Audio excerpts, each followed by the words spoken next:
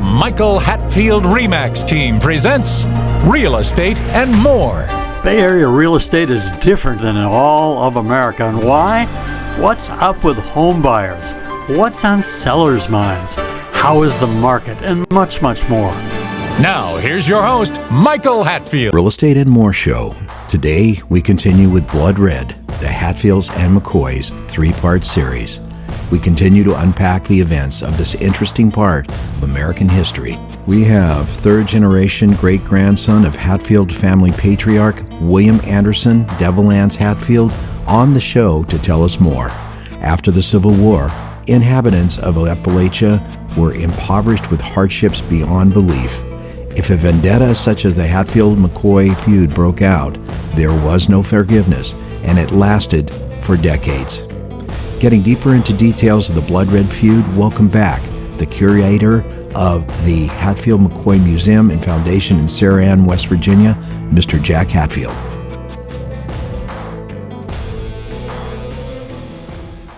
All this bad blood going on already, right? All these murders, these things happening. You had Devil Anse, his sons, his employees, his friends, all have, bounties and indictments and all this stuff against them in the state of Kentucky. And then you have the Kentucky governor, politically employed, putting all the bounties on their heads, right? So if you were a Hatfield specifically or affiliated with the Hatfields, you became a target. You had bounty hunters coming across state lines into the region illegally, technically at this point, trying to, extradite people over into Kentucky, which was illegal. So, Devil Anse, his sons, they were constantly on the move between, his logging business and, having to stay hidden. He had a lot of different places that he would frequently move around to, where it was hard to know where he was at any given time, unless you were extremely well trusted.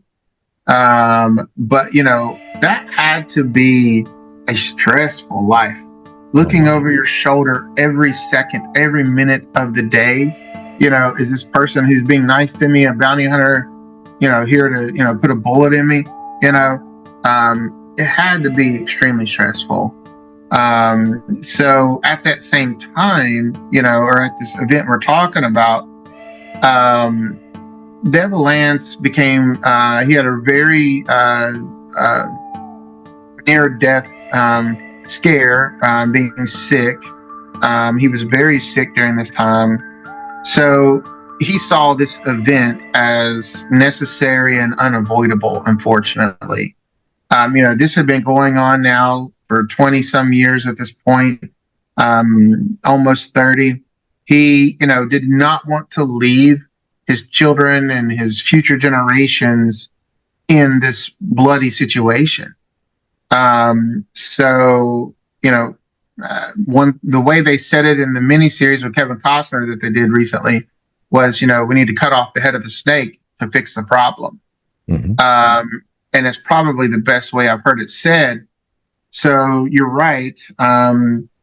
The Logan Wildcats, aka Hatfield family, with Jim Vance, and other veterans, family supporters, came together and they attacked the McCoy home place over in Kentucky on New Year's Day, 1888, early in the late night, early morning, what have you. And they set the cabin on fire, trying to get them all to come out. And, they were shooting as they came out. Of course, who they wanted was Randall McCoy.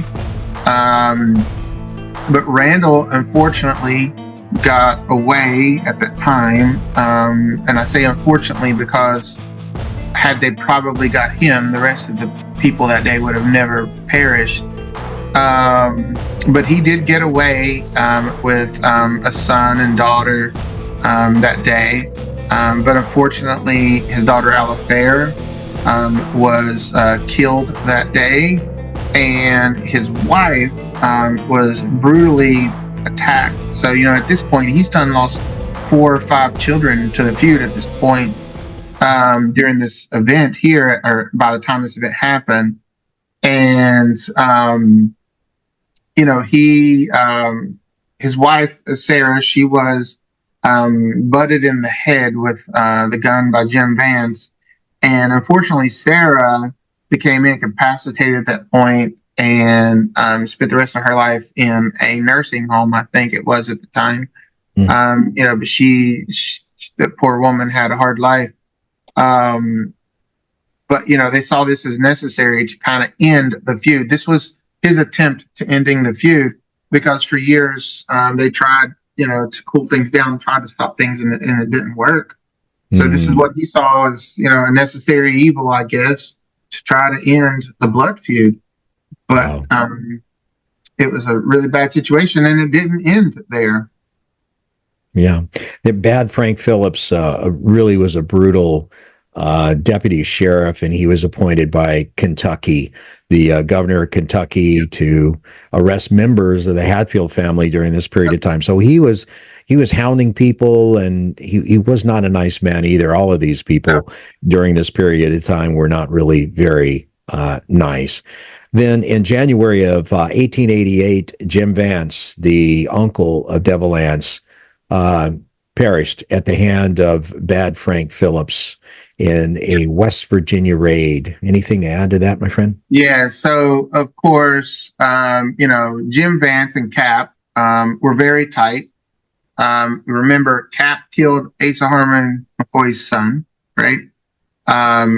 Along with Jim Vance, and then John C. married Asa McCoy's daughter, Nancy. Remember, we talked about Nancy, and Nancy, had that confrontation with Jim Vance, and then Cap killed her brother. So she left the Hatfields, went back to Kentucky, and ended up, I'm not sure if I think she actually married bad Frank, I think Phillips.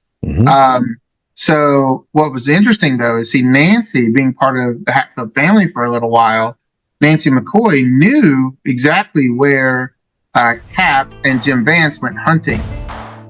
So Nancy gave Frank Phillips the location of where they hunt. And that's how they organized that and found Cap and Jim Vance that day.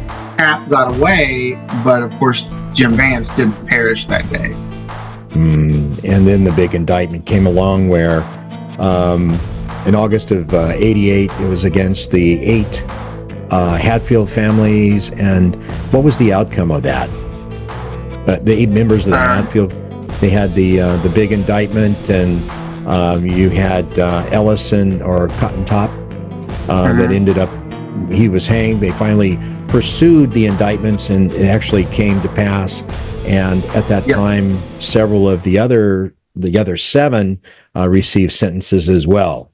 Yeah. So again, we have to go back to the war between the states. Kentucky governor trying to invade and take West Virginia, right? The fact that they were coming across the state border, the Tug River, and capturing Hatfields and Hatfield affiliates, we'll say, and pulling them across the river into Kentucky was illegal. Extradition like that did not exist at the time. So the court case Mahon v. Justice ended up going all the way up to the Supreme Court. Mahon was friends and employees of the Hatfields. If I'm not mistaken, it was 2 Mahon brothers. Was part of the 7 that were captured. And again, like you said, it ended up going up to the Supreme Court because there was no such thing as extradition. What's interesting is when the next governor of Kentucky went into office, he ended up pardoning and releasing the Mahon brothers. Because I guess he knew it was a political battle that was being fought, by the prior governor. But yes, when the Supreme Court ruled and created extradition between the states as we have and know today in that court case Mahon v. Justice, that's unfortunately when they hung Cotton Top. Cotton Top was the illegitimate son of Devil Anse's brother, Ellison, who they killed during the Election Day event. They stabbed him 27 times, if you remember. This was his son. He was not all there, unfortunately. And they called him Cotton Top. I believe he was albino, or at least had, yellow hair, clearly, or white hair, sorry. But he was not all there. And they actually did get a confession from him. I killed a McCoy. I killed a McCoy. Possibly my theory is he was trying to make the family proud, that he got a McCoy. But it was over the killing at the cabin that he had killed Alafair. And there were so many people shooting and firing that night on that cabin. It's hard to tell whose bullet actually hit Alafair. But Ellison Cotton Top paid the price for it. There was, and unfortunately, the Supreme Court ruled he was hung, and he was buried in an unmarked grave over in Pikeville. And then Devil Anse's brother, the judge, turned himself in, who was part of that as well. And he died in prison a year later of natural causes. So they actually also put him in an unmarked grave. So unfortunately, those two don't even have a headstone or a grave site to be remembered by today. And they were key people in the feud. So we start out, just to recap all of this, where did this all come from? It came from animosities that resulted fighting together during the Civil War, and one member leaving early and going home, and the other one continuing to fight, getting thrown in a military prison, came back. Hardship conditions were just overwhelming. It was difficult to find food, difficult to earn a living. Yep. You had the input of whiskey from moonshine. You had all of these conditions, and one thing just continually led to another. And this exploded and lasted some 30 years or more. No one was right. Everyone was wrong. It was just right. One of those times in history. And we look back on it and we say, well, you can't erase history. It's there. We like to just be able to think about it and reflect and think about how we can avoid something like this in the future. So now, and in later years, over the years, Jack, do you ever recall your family members saying, if there's a possibility of a McCoy being around, don't say that you're a Hatfield? Did anybody ever say that to you? No, quite the opposite. The Hatfield family are very proud people.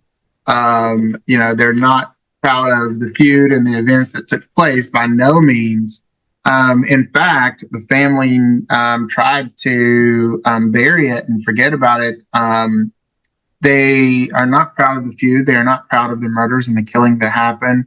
And they didn't talk about it through the generations. And that's how, unfortunately, there's so many theories out there today, is that history that was not legally documented has not been really passed down so much. We only have one book, I'd say two books, that, in my opinion, are even semi-accurate with what happened during the feud. But, again, if it wasn't recorded in a legal court document, those stories weren't told and passed down. But we were never told to back down from a McCoy or hide away from him, for sure. Yeah, quite the opposite. Out on the other coast, it was like, maybe you shouldn't tell people that your last name is Hatfield, because you never know if that animosity is carried on. But this was a number of years ago, and when I grew up. We're going to take a short break. We'll be right back. Remax. And here's Michael Hatfield. Business owners, have you considered how important the appearance and impression your offices make to prospective customers? Appearance and impression are critical to clients, thus to your overall success. If your company could use that warm, inviting, and welcoming appearance, I have an amazing complex of offices just listed for lease in the quaint town of Danville. Freshly remodeled, meticulously built, the 3,700 square foot space enjoys incredible street exposure, front and side entrances, abundant parking, reception, conference room, 11 individual offices, even a team member kitchen. This premium space is located in a blue ribbon building maintained by the renowned Sherman Properties Group. Waste not 1 minute. Call us now. Get help with buying or selling by calling the Michael Hatfield RE/MAX support team at 1-800-800-5763. That's 1-800-800-5763. And now, back to our show. And is it true that there was a well in front of the Hatfield's home that not only provided water, but it also provided water for the private still that they had in back? Yeah, it's still here today. I tried to build a new facade for it because it's a well, so it's a hole in the ground, right? So Right. during the years of this property has an even scabier future after Devil Anse lived on it. But it was unfortunately the original parts around the well were destroyed. But I was able to recreate, the facade to the top of the well. But yeah, it's over 100 feet deep, and the water comes out of there is amazingly clean and crystal clear. What was interesting was that I also found where the moonshining was done on the property. So one thing we've been doing, you can check our YouTube channel out. We do a lot of digging here on the property. And we have found different artifacts and things in certain places that have led us to understand more how they operated and lived here on the property during that day. We thought on the hillside behind the house, we thought that was a cellar that went underground, and come to find out it was actually the moonshining spot. We kept finding, it was kind of behind the brush, and oddly enough, there are 3 pawpaw trees right there. It's kind of odd, but there are 3 pawpaw trees there, the only ones on the property. But we started finding, a lot of pieces of the blue glass ball canning jars and the canning jar lids and the ceramic seal in them. So we thought it was the cellar, the root cellar. And then we started digging down with the backhoe, trying to find the door and entry. And there was no cellar, but it was very clear they put a retaining wall there that's made out of the blocks of the moat around the property he created. And we found knives where they were whittling, and we found coal strip and 1800 coins.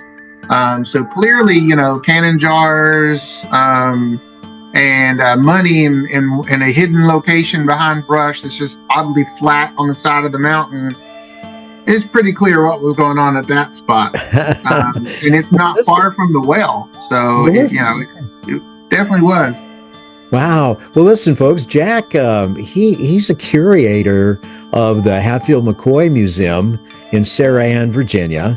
Also, he's the guy in charge of the foundation, of the Hatfield and McCoy Foundation. They've done a lot with the homeland of Devil Anse. They built a bridge back there that was fallen down. It was 130 years old, that would take you to the actual home of Devil Anse. They've done so much back there. So if you have an interest in the actual Hatfield-McCoy feud and this time in history, look up online, and that's the Hatfield-McCoy Foundation.org, and you can find out so much about the history of Appalachia and the Hatfield-McCoy feud back in that period of time. But I just feel it's just really amazing. I just think about it a lot and think about how things can get out of control and how they did back in those particular days. We're going to take a short break. We'll be right back. Welcome to the Real Estate Minute with RE/MAX expert Michael Hatfield. Michael, what traits should we look for in selecting an agent? Look for a deal maker with a positive attitude who will work tirelessly for you. An agent who is adept in multiple offer situations, drafting contracts, marketing and advertising a client's home, is familiar with multiple cultures, experienced in mortgage financing, inspections, and escrow, is a huge asset to his client. What can you do as a plus for clients? Your agent is your eyes and your ears, one who works behind the scenes on your behalf.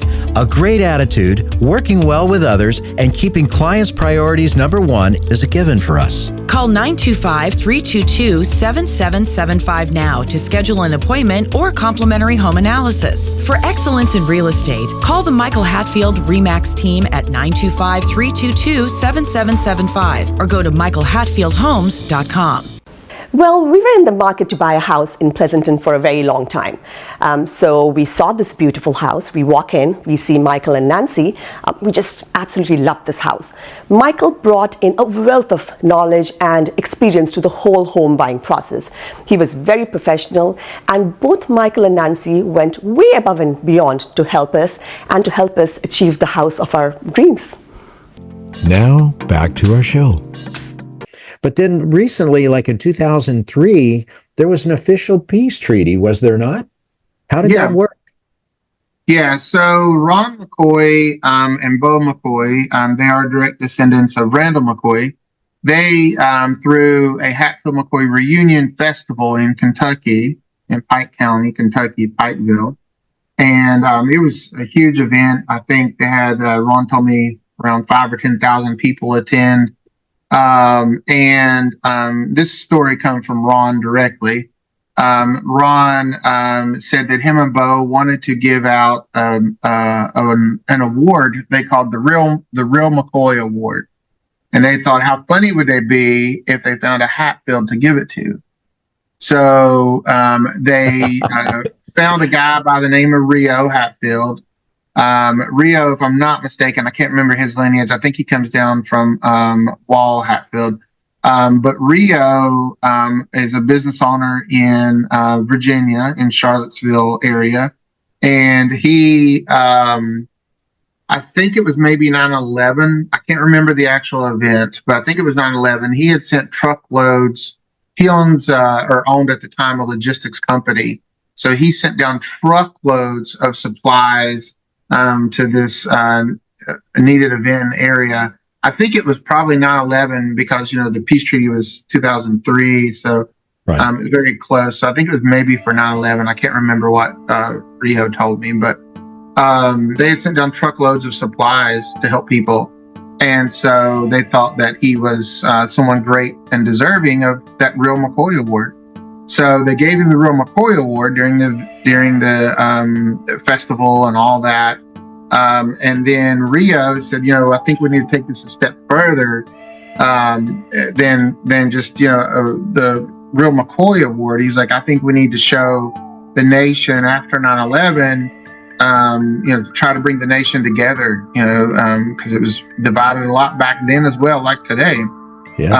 So they decided to showcase to the world that if the two most notorious killing families in all of history can get along, so can you. So they decided to do a truce, as they call it.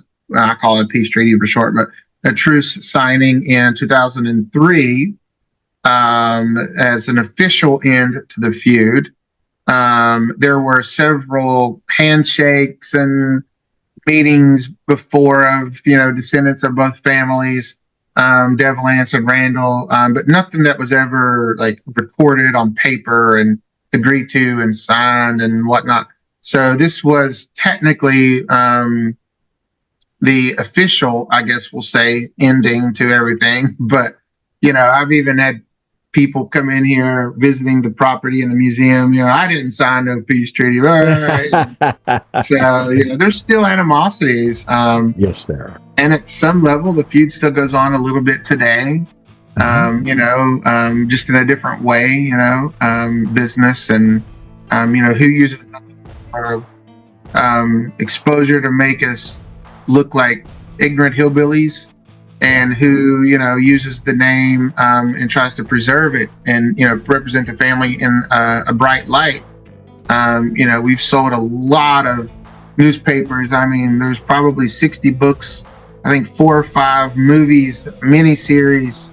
I can't tell you how many magazines over the last 100 years that we've been featured in.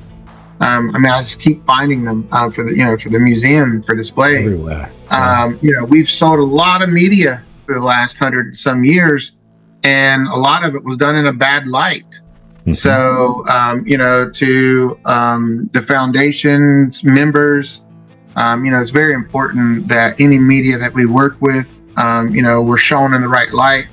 So some of that hostility today is over, who uses the name for, good and bad, I guess we'll say, or borderline. But that was the official peace treaty. It was signed on Good Morning America, of course, with how many millions of viewers. It was featured in Time Magazine, all kinds of things around the world. But this feud impacted not just the United States legal system that we know today, but the world. We have extradition now with other countries, and not to mention beyond the states, but with even other countries. So it's just crazy to think about how far of a reach this feud has had. It's insane. Unbelievable. Now, we're just getting really skosh on time. The question that I have that everybody is interested in is you've done something really cool, Jack. You've written a book called Eatin' with the Hatfields. That's EAT, Eating with the Hatfield. There you go.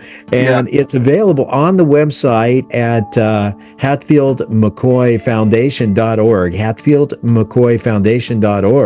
and you can get on there. You can purchase the book. You can also set up tours of the actual area back there. Jack is in charge of it and does a wonderful, wonderful job there in Sarahan, West Virginia. We certainly have appreciated so much of the time today. Are there any words that you would like to leave the audience with? Yeah, first off, I have a great team that helps me here run everything. I'm kind of the face. I can't take credit for it all.